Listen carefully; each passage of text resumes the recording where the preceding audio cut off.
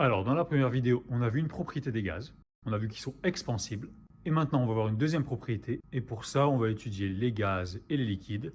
C'est-à-dire qu'on va utiliser l'air qui nous entoure et de l'eau.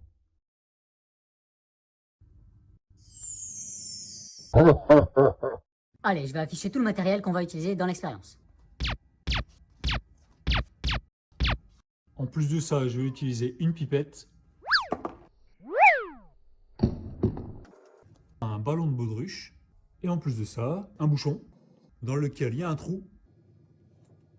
Et le trou, il va me servir à y glisser un tube en verre.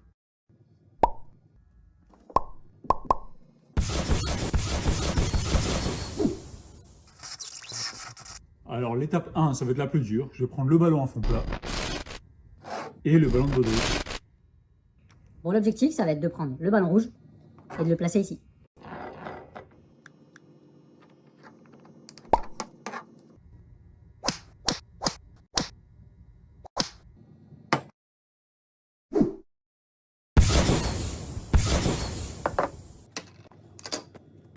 Alors l'expérience, elle est très simple, elle est très rapide.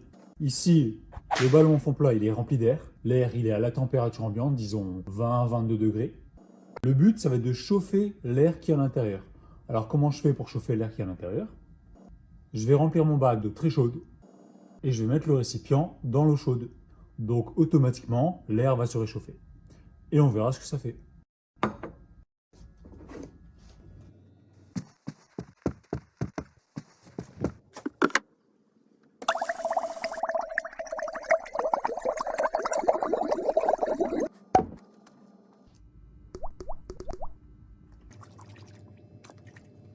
Voilà, j'ai de l'eau chaude. Maintenant, je vais prendre le thermomètre et mesurer sa température.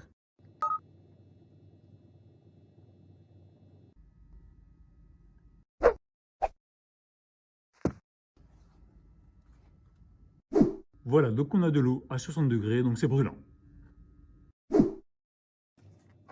Donc il n'y a plus qu'à chauffer le ballon pour chauffer l'air qui est à l'intérieur.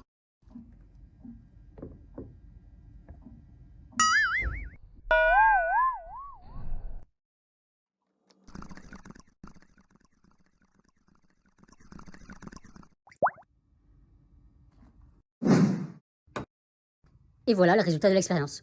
On voit que quasi instantanément, le ballon s'est gonflé. Alors la question c'est pourquoi il s'est gonflé?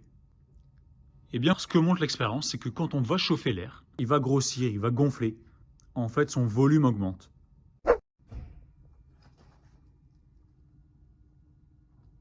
Donc ça veut dire que l'air chaud prend plus de place que l'air froid. Donc le volume de l'air chaud est plus important que le volume de l'air froid. Et comme le volume de l'air a augmenté en le chauffant, eh bien le ballon s'est gonflé. Voilà, c'est ce qu'on appelle la dilatation thermique. Quand on chauffe, on monte la température et l'air se dilate. Ça veut dire qu'il grossit.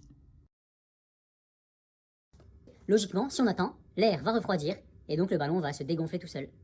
Allez, on va être patient, on va attendre 5 ou 10 minutes et on va vérifier ça.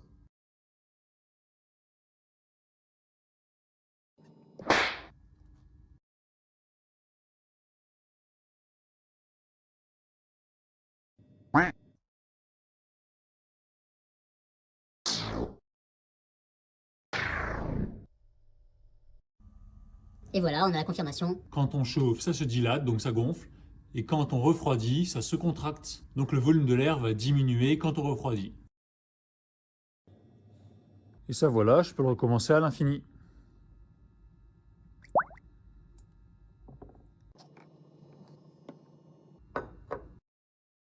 Donc le mot à retenir, c'est le mot dilatation.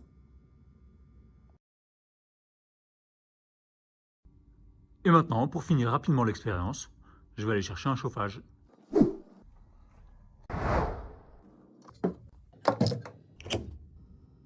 On débouche le colorant.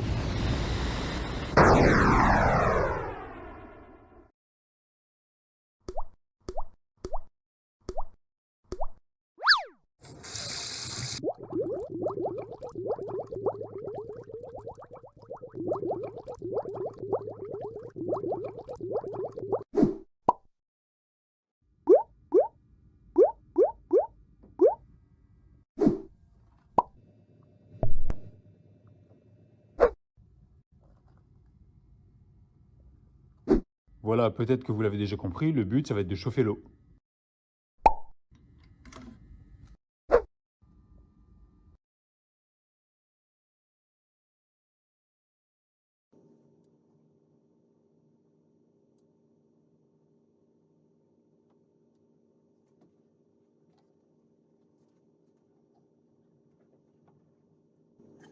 Je vais me rapprocher pour qu'on voit mieux.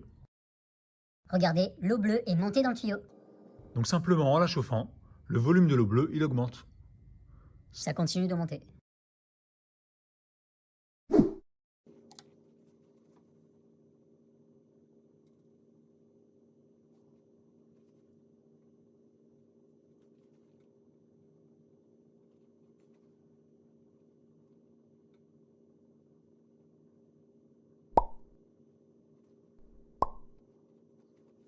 Bon, ça commence à déborder, je pense qu'on peut arrêter l'expérience. Tout le monde l'a bien vu.